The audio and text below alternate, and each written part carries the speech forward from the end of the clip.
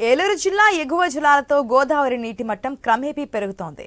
Polavaram project spillway వద్ద 27 మీటర్లకు నీటి మట్టం చేరింది. 48 గేట్లు ఎత్తి 1,00,000 క్యూసెక్కులు జలాలు దిగువకు విడుదల చేశారు అధికారులు. పట్టిసీమ నుంచి 7,000 క్యూసెక్కులు కుడి కాలువ ద్వారా కృష్ణాకు తరలిస్తున్నారు.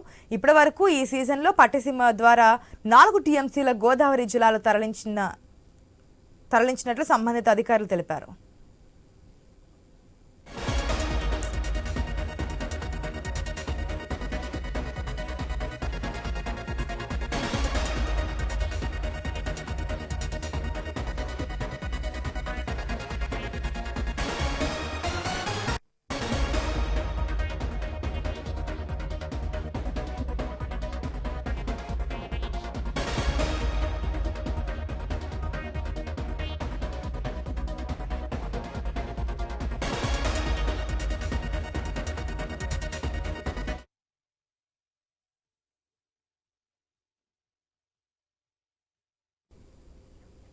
ఏలూరు జిల్లా ఎగువ జలాలతో గోదావరి నీటి మట్టం క్రమేపీ పెరుగుతోంది.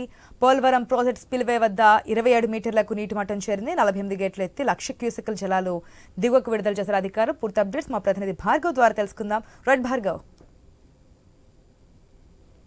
చూస్తున్నటువంటి వరద జలాలతో ప్రస్తుతం గోదావరి నీటి మట్టం ఏపీలో కూడా పెరుగుతుంది.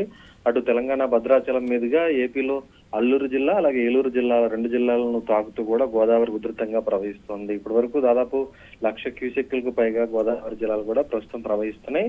పోలవరం ప్రాజెక్టు స్పిల్వే వద్దకు వచ్చేసరికి ఆ వరద ప్రవాహం అంతా కూడా ఉధృతంగా ఉండడంతో ప్రస్తుతం ప్రాజెక్టు వద్ద 48 గేట్లను కూడా ఎత్తివేసి దిగువకు 1,00,000కు పైగా క్యూసెక్కుల వరద జలాలను కూడా విడుదల చేసిన పరిస్థితి కూడా ఉంది. అయితే ఎగువన ఉన్నటువంటి పట్టిసీమ ఎత్తిపోతల నుంచి కూడా కుడి కాలువ ద్వారా కూడా కృష్ణాకు కూడా నీటి విడుదలను పెంపుదల చేయడం అయితే జరిగింది. వారం రోజుల క్రితం ఇరిగేషన్ శాఖ మంత్రి నిమ్మల రామానాయుడు 1000 క్యూసెక్కుల మేర నీటిని విడుదల చేయగా కుడి కాలువ ద్వారా కృష్ణా డెల్టాకు ప్రస్తుతం అది 7,000 క్యూసెక్కుల వరకు కూడా పెరిగిందని కూడా చెప్పుకోవచ్చు. మొత్తం 22 మోటార్లను కూడా ఆన్ చేసి ప్రస్తుతం 7,000 క్యూసెక్కుల జలాలను కుడి కాలువ ద్వారా కృష్ణా డెల్టా వరకు అంటే కృష్ణా, గుంటూరు అలాగే ఏలూరు జిల్లాలకు సంబంధించి ఆయకట్టులన్నిటికి కూడా చివరి ఎకరా వరకు కూడా నీరు అందించే విధంగా ప్రస్తుతం ఆ నీటిని తరలిస్తున్నటువంటి పరిస్థితి కూడా ఉంది. గోదావరి జలాలు మళ్లింపు చేస్తూ అలాగే దిగువకు కూడా ధవళేశ్వరం వైపు విడుదల చేస్తుండడంతో ధవళేశ్వరం వైపు ప్రస్తుతం గోదావరి కూడా ఉరకలు వేస్తోంది. అయితే ఎగువ నుంచి వస్తున్నటువంటి వరద జలాలతో ప్రస్తుతం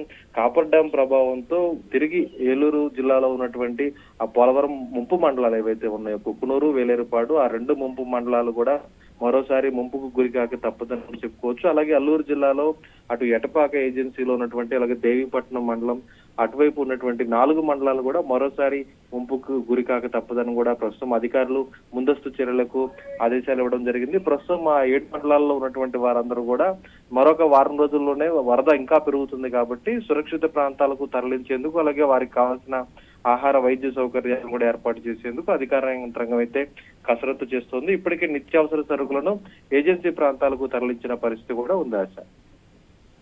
right Bhargav, thanks for the update.